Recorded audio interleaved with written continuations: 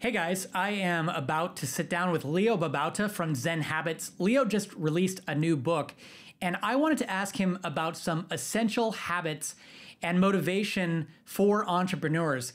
Leo has interviewed dozens of entrepreneurs about their habits, and he's found out a lot of things about the nature of motivation and how we can build motivation and how we can change our habits over time.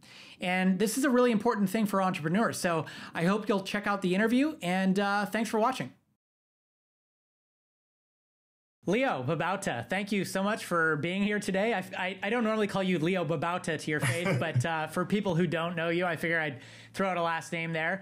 I wanted to ask you today a little bit about your new book, Zen Habits, and then more specifically to talk about essential habits and motivation for entrepreneurs, because we're all trying to build things, and habits and motivation come into play every day, I think, or overcoming the resistance, as some people say.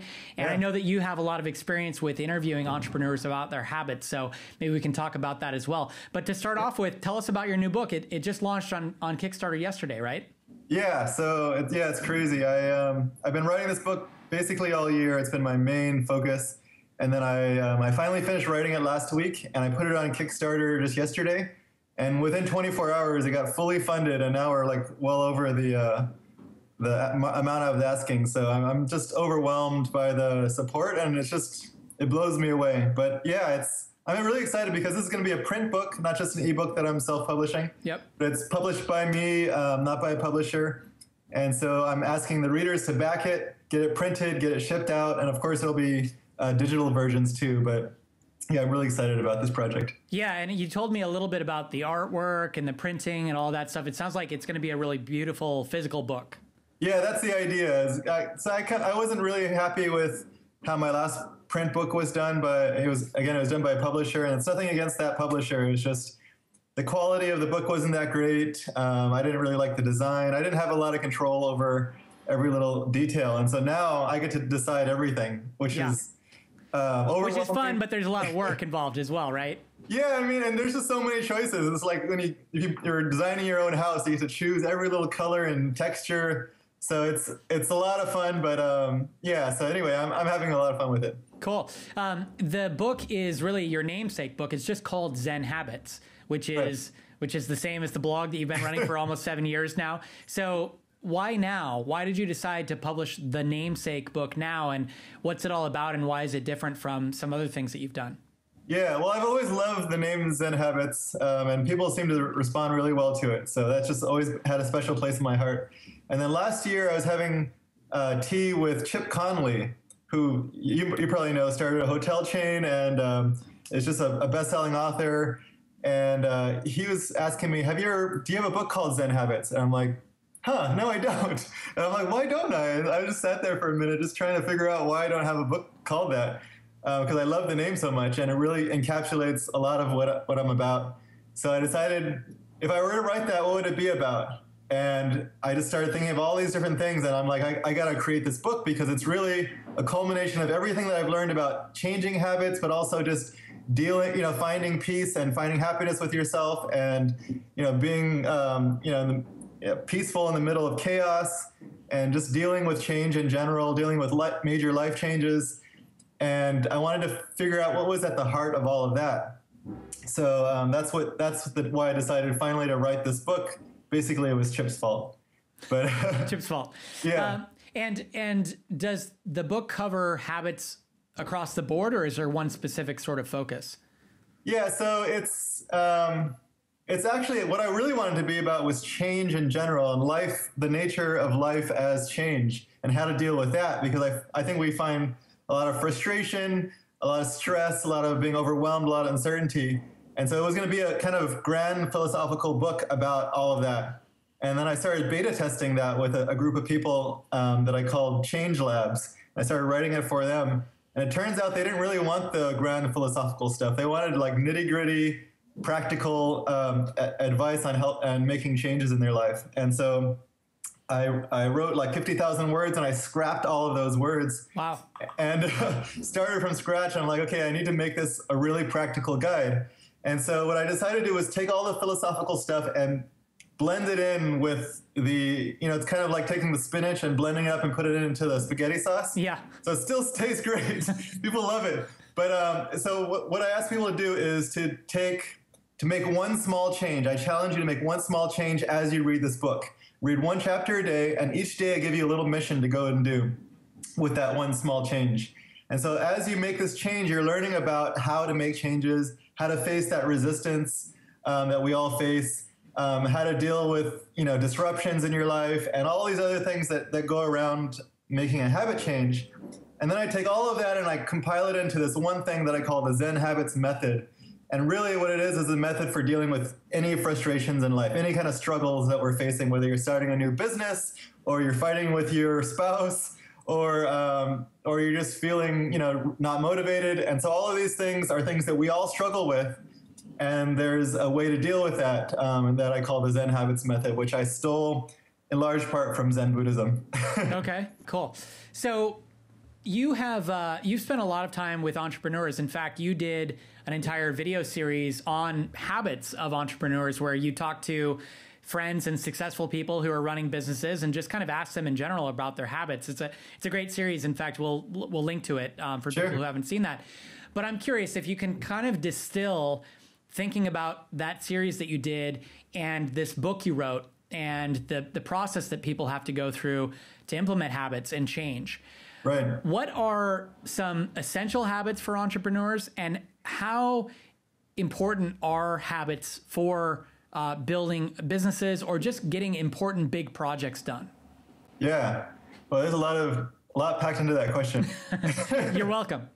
So that series I did, The Habits of Entrepreneurs, that was my way of, I really wanted to pick the brains of smart people doing really cool things.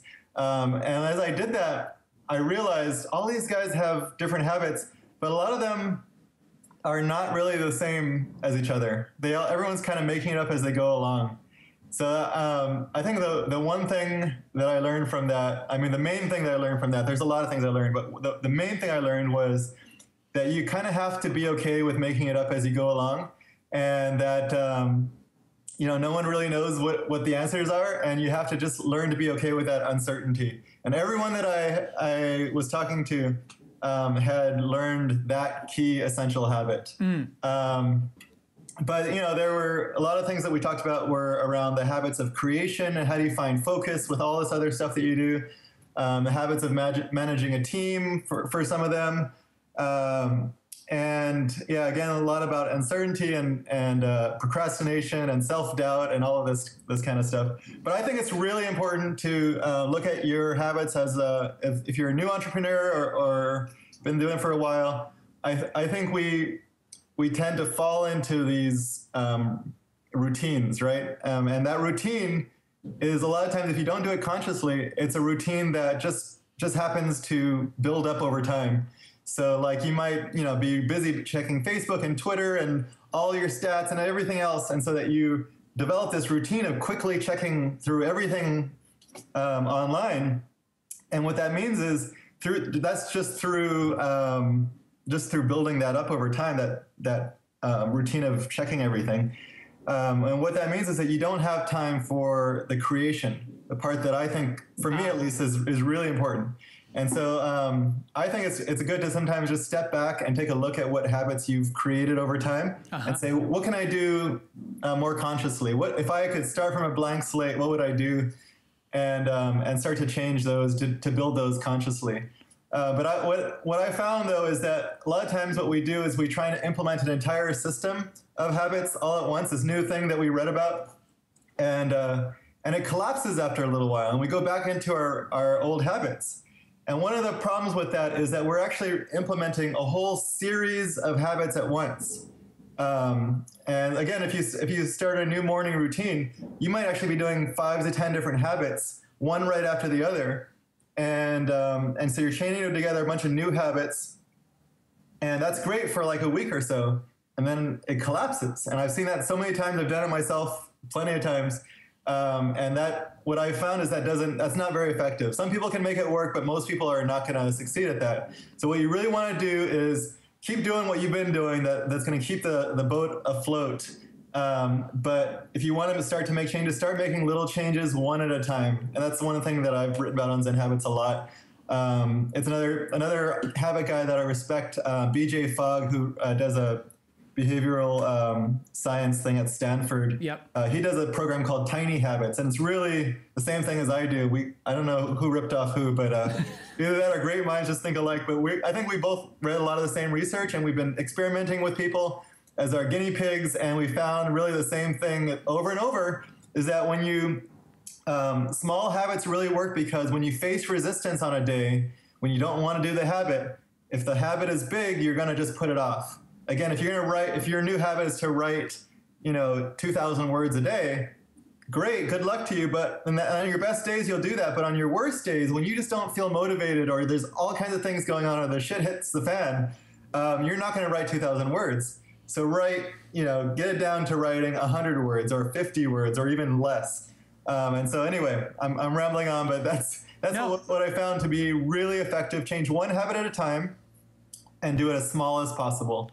And then over time, you'll really see the cumulative effects of that gradual change. But it's really amazing when you start to do that, and you start to build confidence in yourself to actually make these changes, and then you see that see the accumulation of these changes over time. So do you think that's why most people feel like they aren't able to change, or they're not able to create new habits, is because they're trying to take on too much? Yeah, I mean, that's what I did. You know my story back in 2005 when I was stuck with all these bad habits and I couldn't make any changes. I kept trying to change them all at once. I would change my entire diet, which, diet is actually a series of habits. I would change my entire exercise routine. I would try and quit smoking, try and be productive and stop procrastinating, wake up early. And I would do all of these at once. And I kept failing, and I couldn't understand why. And it wasn't really that it was me. A lot of times I would internalize it. Actually, all the time I would internalize it and think I have no self-control. I'm not disciplined. I'm not good enough. I'm not strong. I'm just weak. And so I would feel bad about myself and develop this negative self-image and basically destroy any trust that I had in myself. But really, it wasn't a problem with me. It was a problem with the method. Mm. And so what I'm proposing is, instead of failing over and over at creating a whole bunch of habits at once, or one really big habit instead of a small one, instead of failing at that, change the method. If you failed, don't keep doing the same thing over and over, right? You got to make some changes. And so what I'm proposing is take that failure as a lesson and adapt your habit change and be smarter. Do it in a smarter way. And actually, that's one interesting thing. You used to be a programmer, so you might know a little bit about the agile programming method. Yep. So in my book, I'm going off on a tangent here, but this is something I'm really excited about. Yeah. In my book, I talk about this thing called the habit sprint, which I haven't written about on Zen Habits, I don't think. But basically, the idea, I stole it from a programming method called Scrum. Uh-huh. You've heard of it? Yep. So basically, Scrum is an iterative project management system where you have a plan, and you instead of having this plan that goes out a year and a half, it just goes a week or 2 weeks. And so you do this little sprint, and I changed it to the habit sprint. So basically, you put a plan into action and you start executing it, and then you do a review at the end of the sprint. So just 1 week. And you say, how did we do? Rate yourself. How many days did I do the habit? Or how did we do with our output for our programming? And then you say, what got in the way? What stopped us from doing better than this? And then you figure out what solutions you're going to add to your habit plan for the next sprint, which is the next week. And so your plan for week 2 is going to be better because it is now adapted to the reality of your life. So after the second sprint, it's going to be even better. And so over time, using this method, you're going to evolve your habit method so that it is better and better, and you are going to get better and better at creating new habits. So that's the habit sprint method, which I stole from the Scrum method. And not to get too meta about it, but the first habit you have to implement that method is just the weekly check-in process, right? Of reviewing what you did. And people have a hard enough time with that. I wonder if you're going to start that method, if it wouldn't be good enough just to say, to build some habit for the first week that basically you're already doing, just so that you can get into that process of on Sunday or Monday or whatever, you're reviewing the past week to see how well you did and then planning for the next week. And that's one of the reasons why you want to start with a really small habit, is so that, because if the habit is really big and then you add the meta stuff on top of it, the review and the plan, it's just going to become too unwieldy, and you're just going to put it off and not do it. Yeah. So one thing I would suggest for that problem is, you have accountability groups in Fizzle, right? Yeah. Which I think is a brilliant place to implement the habit sprint. So a group on Fizzle or anywhere else, a group of friends, a group of entrepreneurs, some kind of mastermind group, can commit at the beginning of a week that we're all going to implement some kind of habit change, and you can each have a different one, but we're going to commit to doing it and then doing a review together at the end of the week. And that's how you can make it much more likely that you're going to do the review. And so I highly recommend that you make the change social and find other people to do it with you, and make sure that, at the very least, you're holding yourselves accountable for doing the review and altering the plan. So let's put this into real terms for somebody who's trying to build an online business or start a blog or a podcast or whatever. What are some habits that they might consider doing to begin with? What are some essential ones? Yeah, every business is different, right? So for me, creation, I've tested a whole bunch of different things that matter to my business, and the most important thing is creating content. Now, that might not be true for everyone listening to this, but if your most important thing is creating content, then great. If it's generating leads, that's a completely different thing. But if it's creating content, as an example, then what I found the most important habit is to put that at the beginning of your day. Like, as Stephen Covey says, put the big rocks first, right? Yep. And which is, obvious in theory, but in practice, most people don't even do that. We start getting into all the online stuff that we have to do, and we're not putting that first. And so because it's such a big rock, this is the problem, is that we make it a big rock, and we're like, well, that's going to take a while, so I might as well do a couple of easy things first. And so the easy things start to push that big rock like further and further away. So what I would say is put the big rock first, but turn it into a tiny rock, a tiny, really important rock. So again, for my habit of creation, instead of saying, I'm going to write this really long article, I say all I have to do is open up my document, let's say a text document, and write the first sentence. And that makes it so easy that it's even easier than checking email. All I have to do is do one quick sentence. And once I've done that, I usually chain together a bunch of those, and it becomes easier and easier. But the habit of starting the creativity block is the most important thing. And don't think of it as a big block. Think of it as just that little tiny start.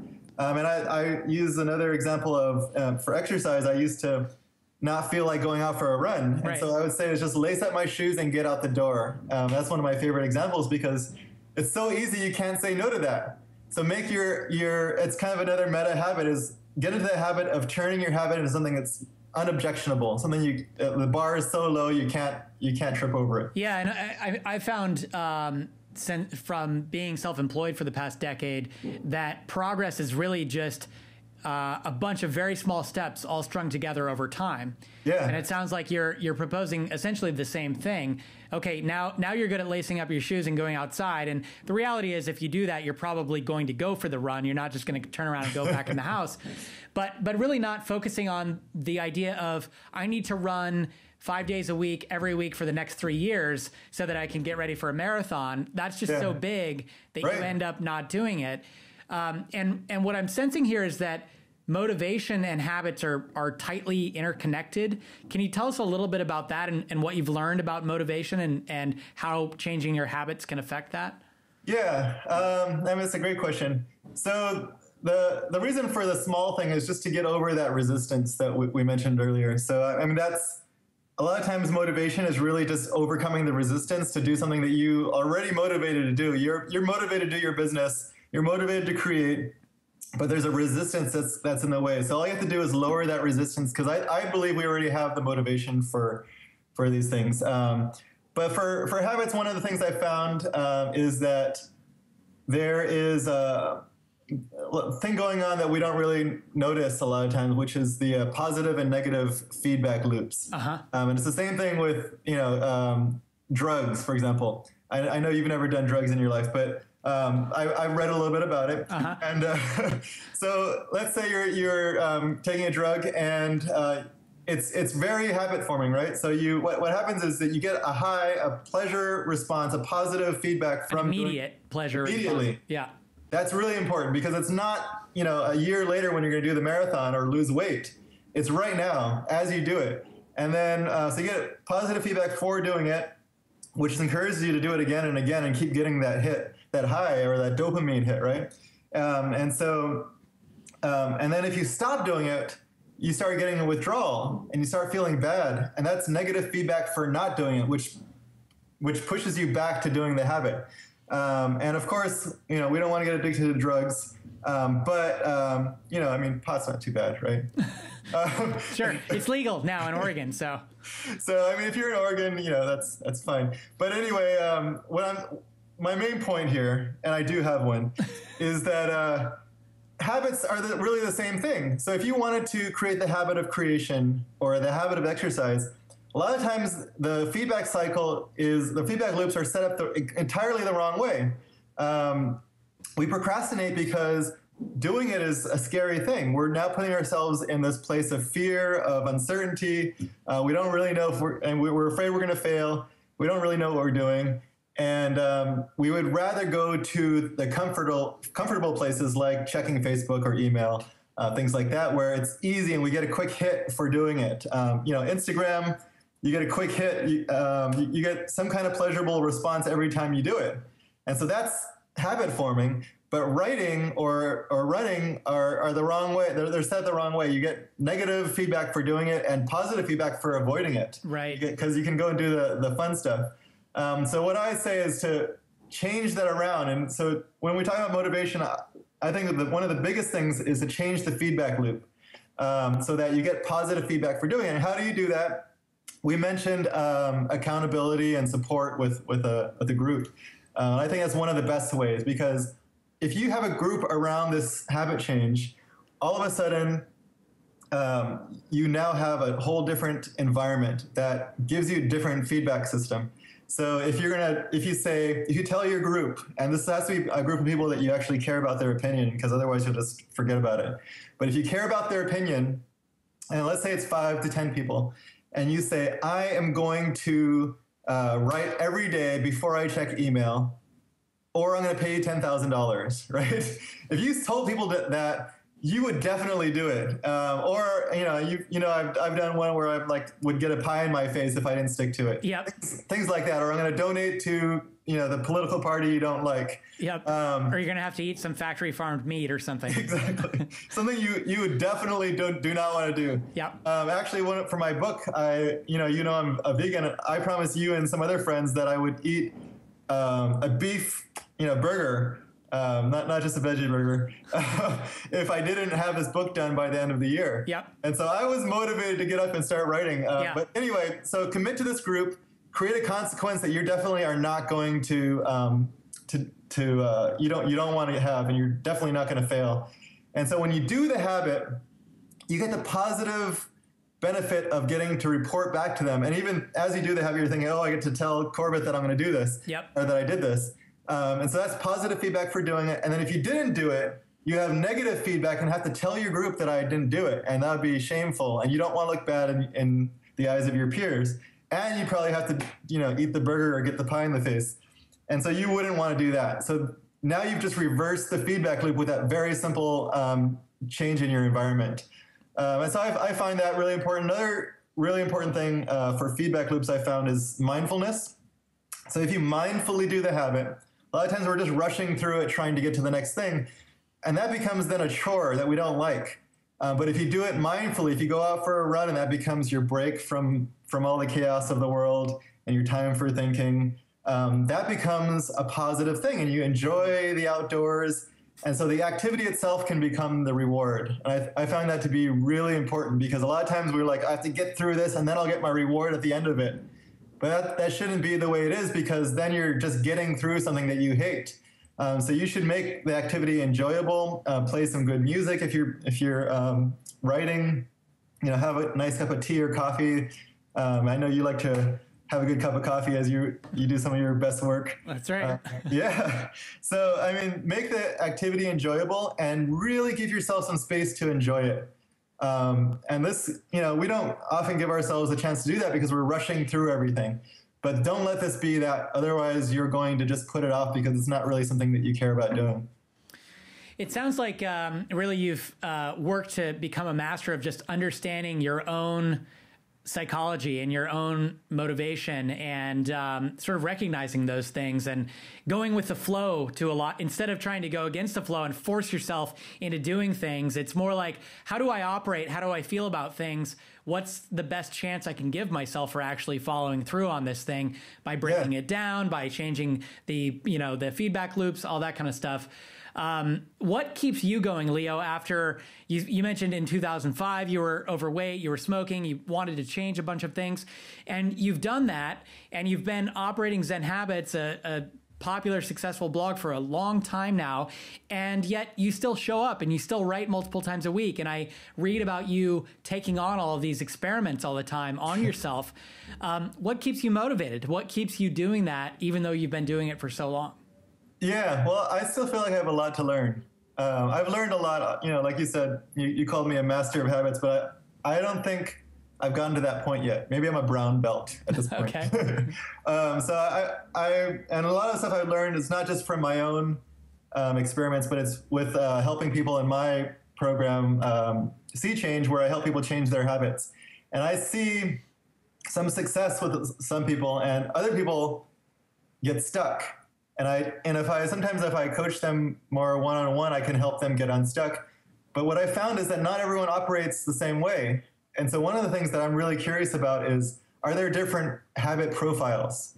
Does Corbett have one kind of profile where he likes to be like autonomous and, self-running, but another person needs some coaching and needs some accountability. Right. And this other person needs some kind of reward at the end of it. And I don't really know the answers to that. So I want to do a big grand experiment with a bunch of guinea pigs, human guinea pigs, where I'm A/B testing people and learning more about habits. And I really would love to understand it deeply. And so I think I've gotten a pretty good start, but there's a lot more to learn. So I'm motivated by curiosity. Yep, that's and what I was learning. Yep.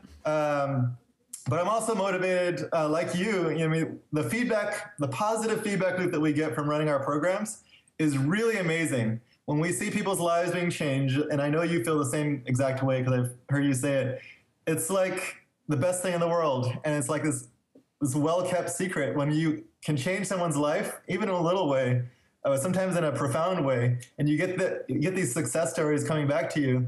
Like you become addicted. That's your dopamine hit.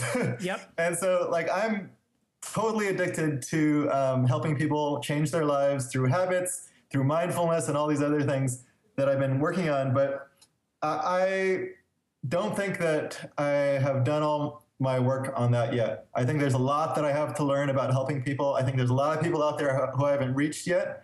And so that really is what gets me up in the morning. That's why I work really hard on this book.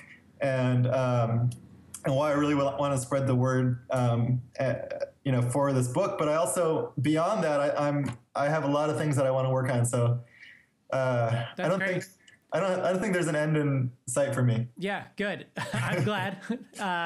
And curiosity, I think it's important, and it speaks to why you should choose something to pursue that you really care about and that you're really interested in, because it keeps you going for all these years. Leo, thanks so much. We will include a link to the Kickstarter project for the book, and people should check that out. I backed it yesterday. I can't wait to get my hands on copies of the book. I'm going to give them out to some friends as well. Maybe we'll give them out to blog readers. So thank you for spending time with us, and thanks for contributing your work. We appreciate it. Yeah, well, I appreciate you having me on here. And I just want to say to people who are watching this, I really believe Corbett and the Fizzle crew are doing amazing work. I have a sister who took your courses and transformed her life. And I know we have a friend, Chelsea. We have a number of friends who've gone through it, and it's been amazing. So I just want to thank you for the amazing work you did. I hope people who are watching this or listening to this are in the program. If you're not, you should go sign up now, because I think it's a life-changing thing for anyone who wants to be an entrepreneur. Thanks so much, Leo. I really appreciate that. You're a good friend, and we'll talk again soon. Yeah, thank you. All right.